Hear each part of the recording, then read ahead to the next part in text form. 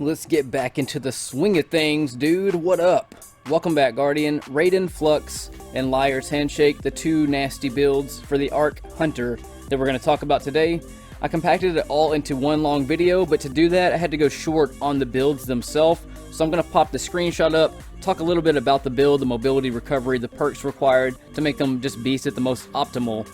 Now let's get into this video. Huge shout out to the B Squad and also control sponsor lifetimecontrollers.com for helping make the dream come true. If you are cursed with electronics like I am, I break controllers all the time. My run button goes out, my jump button, all this stuff just happens. Well, with lifetimecontroller.com, they send you another one. You pay a small shipping fee. You put the broken one back in the box. You may have to pay a small core fee if it's a competitive controller or anything like that. But it's a beast company to have a control with because today's gaming ain't got time to go without a control, bro. So let's get into the build now. Raiden Flux, all trees. This build has an option to be a 10-1-8 or a 10-1-9. The gauntlets have a grenade charge mod on it, but it's not necessarily needed because it's all about mobility and recovery with this build. So you can choose to do another recovery mod if you want, or keep the grenade charge, or do whatever mod you want for that free slot. It's completely up to you. But it's all about being agile with the Hunter. You can't be lazy on your controller with the Hunter. Hunters are designed to be very agile and nimble creatures, so you have to have a little bit of mobility with most exotics. I'm not going to say every exotic because I've had a lot of 3 mobility and 5 mobility builds that were just built around the recharge rate and the recoveries, and with that exotic it really just helped out and it wasn't really as needed as much. But with Raiden Flux, it's only good during your super, so I figured I had the option to build out for ability recharge, or I can just rely on my subclass. But I decided to build all these builds today based around having high mobility to make them as agile as possible, because I noticed every time I go for my Titan or my Warlock, the strafe speed when you're jumping are just so much faster, and I can't just stand it on some exotics on the Hunter. It just won't make it for me. I just can't do it. I just don't feel like I'm beast enough, basically, and I feel like I gotta slow down or pace it back a little bit. The Raiden Flux lasts around 17 seconds average versus the 12 seconds if you don't have it. However, if you're not using the super and just running around with it, you can go 20 up with it. It just depends on if you're swinging a lot or if you're running around a lot. That's really what the ultimate thing is. But of course, when you're using Raiden Flux, you're pretty much going to be swinging with it quite a bit. It's designed for boss situations or mass ad clearing, but it's really effective on bosses. And the cool thing about it is usually when you kill a boss, you still have extra seconds to go to other ads and still slay them out. So you can mix a boss encounter with ads in it as well, just by having that extra time, which comes in clutch. Recuperation, of course, with this build, always nice to have when you're in the midst of combat, right in the middle of the bunch. You're making those orbs with masterwork weapons, and you're always picking those up, so you keep healing yourself and you keep slaying around with it. If you use top tree with it, another cool thing is you can keep doing the dodge and the melee. This is really effective against red bar ads because you get that ×3 stack with the melee damage, and every dodge you do will recharge your melee, so you keep getting your health back over and over again. So if you're getting sniped at, you can just keep meleeing people and you never got to worry about these red bar situations of health ever again. Just keep dodging, keep meleeing, keep healing. Then once you combine the recuperation, such as right there, then the melee right there, you always have healing properties, and then you have impact induction to help charge your grenade. And if you even wanted to do a 5-1-9 option and use enhanced bomber on the legs, then every time you do your dodge, it'll give you 10 seconds off your grenade charge as well. That's completely up to you. However, I liked having the 10 mobility with it. It just seemed like this build was more effective with gunplay more than it was with ability gameplay when you add in the healing aspect as well as the impact induction. The pace of this build is really built around your gunplay, grabbing those masterwork orbs, staying alive with high recovery and that high agility, and then getting the super back as fast as possible from the orbs, and plus your helmet perk if you have light reactor or pump action. You see that grenade toss, how I was in the air, turned around and threw it before I landed? If you have low mobility, I would have landed when I threw that grenade and it wouldn't have been nearly as accurate. So mobility has little subtle differences like that that can pay off in combat. And then if you mix it with the mid tree, you can see grenade charges come up right there. So it's not like you're having no ability recharge, but it's mainly focused on just that agility recovery aspect becoming beast. Now let's move on to the Liar's Handshake, Hand of Judgment. A lot of you submitted entries to do the name this build. There were so many good ones, honestly. I couldn't pick one because I felt like if I picked one, I would have wished I picked the other. So I decided to call it Hand of Judgment or Shank of Judgment, whichever one you want to call it. But let's talk about the Liar Handshake. Cross counter. Using your arc melee or being hit by a melee will allow you to follow up with an extremely powerful melee counterpunch that will also heal you.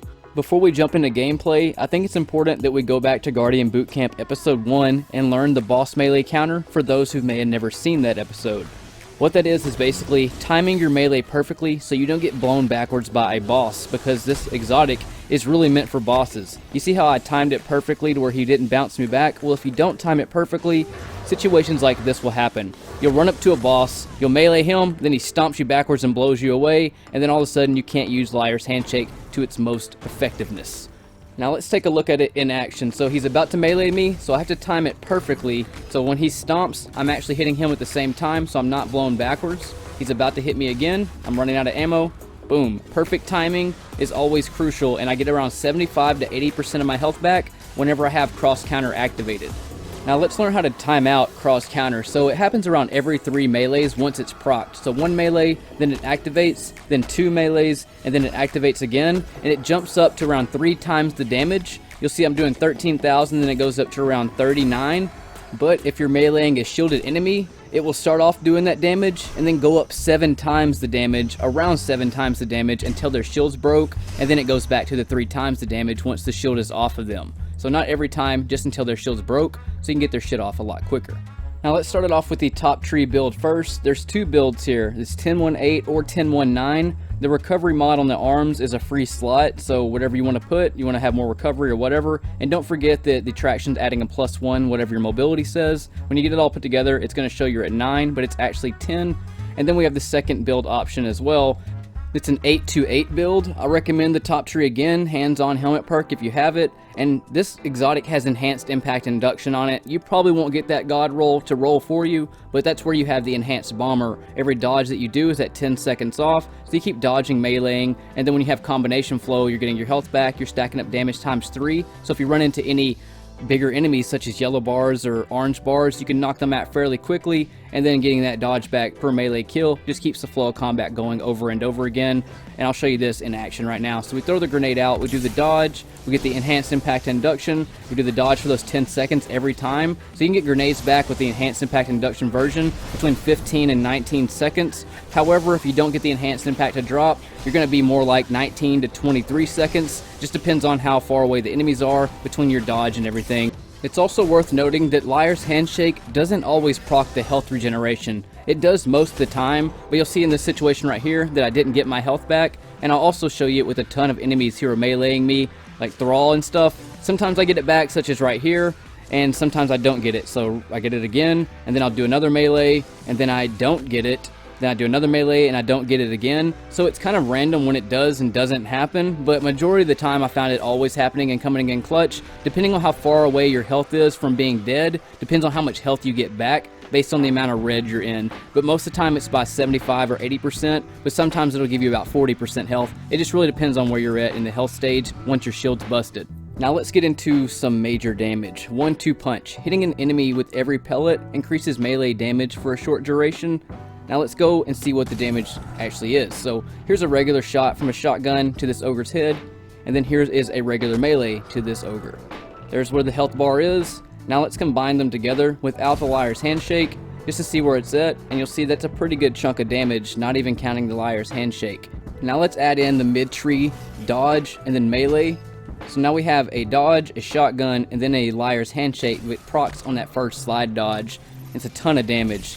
The Liar's Handshake works in a lot of situations with 1-2 punch, but it's really just meant for these single targets, because getting the 1-2 punch, it doesn't last that long, and sometimes doesn't always proc depending on what the enemy type is and how big the target is. This is a 5-2-8 Grenadier build. I recommend it being Grenadier, 3 Paragon mods, and then whatever you want to in a leg piece, but I highly recommend getting the 8 recovery to stay in the battle a lot longer, even though you do have the Liar Handshake, which can afford you not necessarily having to have that recovery mod. It just helps out a lot. But Grenadier and Blackout are both on, so surviving a melee against this enemy can be kind of tough without Liar's Handshake. Throw the grenade, do the slide dodge, do the 1-2 punch, and then do the Liar Handshake melee to heal myself, then do the dodge to get the 10-second off the grenade, and then also give us our melee back. And you just keep doing this over and over again, and it's a pretty sick combo to do to boss targets, but it really is most effective whenever Grenadier's on to mix in that grenade damage. I'll show it to you again because you have to be pretty awake on your control to do this. Throw the grenade, slide, do the 1-2 punch, do the melee, do the dodge to charge the grenade and get the dodge back. Do the dodge again, shotgun, do the Liar's Handshake, get health back, throw the grenade again, So you see why Grenadier has to be on, because you can get that grenade back a lot faster, and it starts stacking up damage over and over again. And you can just slay on these targets, and it feels pretty badass to keep doing this over and over again. So I'll show it to you again. We'll do the dodge first, then we'll do the 1-2 punch, the slide dodge to proc it, then hit him with the Liar's Handshake, do the 1-2 punch melee again, and then we're going to hit him again with the 1-2 punch, throw a grenade, then do the dodge to get the stuff back again, then slide on him, hit him with the 1-2 punch, and then melee him to death. So like I said, it's a sick combo, but you do got to be pretty aware on your controller to keep it flowing to do the max amount of damage. But now let's go back to the top tree with the combination blow. I'm just going to have a ×2 on it just to show you how much extra damage you can actually do. So we throw the grenade, do the 1-2 punch, and then melee him, proc the Liar's Handshake, and then boom. Dude's knocked out pretty damn quick. The ad situation didn't really call for a ×3 because I couldn't get them all to spawn the time that I needed it, but I just wanted to show you at ×2, you can take like half their damn health off just by having that. So ×3 stacked is just an enormous amount of health to take out really any kind of boss.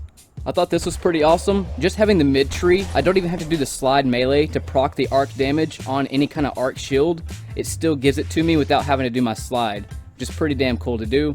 So a disorienting blow for the bottom tree, I don't recommend it because like I said, Liar's Handshake's mainly meant for boss targets, and you can't do the disorienting blow on bosses. If they have a skull by their health meter, it means that the disorienting blow will not affect them. However, if you go to like a Vandal or anybody like this, it'll definitely do it, and you can see that he's staggered right now. But if you walk up to anybody else that has a skull beside them, it doesn't work. So Hobgoblins are game, Vandals are game, anything but a skull on the side of their thing is game.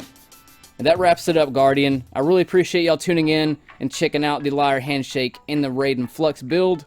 It's a pretty sick combination. Like I said, you can still build it out with the enhanced bomber if you want to. I just found having the higher mobility in most of those builds worked out perfectly, but some of those builds do require the enhanced bomber to make them the most effective, but it's not a necessity. So if you still wanted to go for max mobility, I don't blame you. Hunters, I feel, just beast a lot harder the higher the mobility is on most exotics, but there are a few situations where I would much rather have the ability recharge and the recovery over the mobility and the recovery. But either way, still a sick build. Shout out to Psylike the Defiled for letting me borrow his account to show you this sick build with Liar's Handshake, which I still haven't got to drop on my own game. But if you enjoyed this video, leave a thumbs up, share it with your friends. If you want to hit me up for any kind of support, paypal.me/Ristophilis to show any kind of donation support to give me some better gear to make more higher quality videos, or teespring.com/Ristophilis to grab a souvenir or a keepsake you can look back on one day. Again, my name is Ristophilis, and I will see you all, Guardians, on the next one. Next time in space.